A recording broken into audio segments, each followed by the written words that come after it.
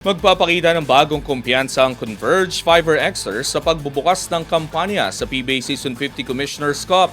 Kasunod ang pagdating ng mga bagong pangalan sa roster tulad ni Mikey Williams at Calvin Abueva na inaasang magpapalakas sa tsansa ng koponan sa darating na conference. Ang ibang detalye alamin sa aking eksklusibong pag-abante. Sports Now. Sports Now. Exclusive.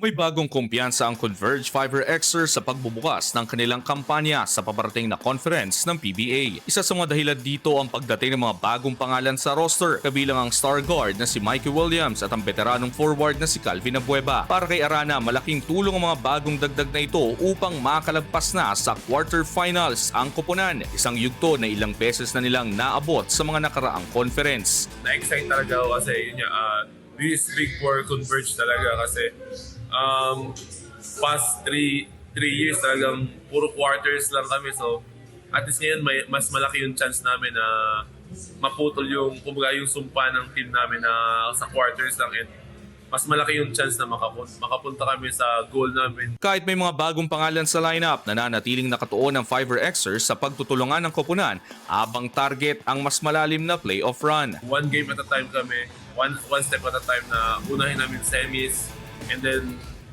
hanggang sa championship. Malaki rin ang nakikitang ambag ni Arana mula kay Calvin Abueva na agad umano naging isa sa mga leader ng koponan. Una, syempre, siguro Calvin, isa sa leader din namin kasi siya na yung pinakamatagal sa liga sa team namin ngayon. So, ayun, ginaguide naman niya kami lagi, on and off the court. Talagang nagbibigay siya ng tip.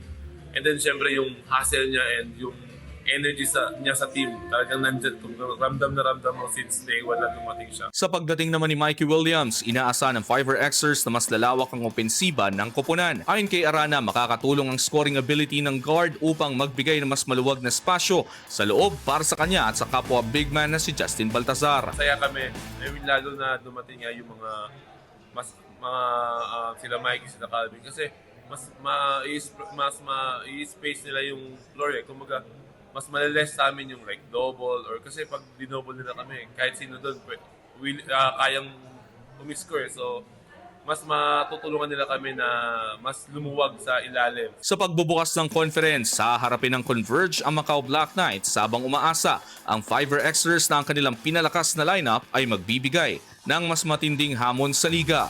Ako, si Sus Valdez, Abante Sports, nauna.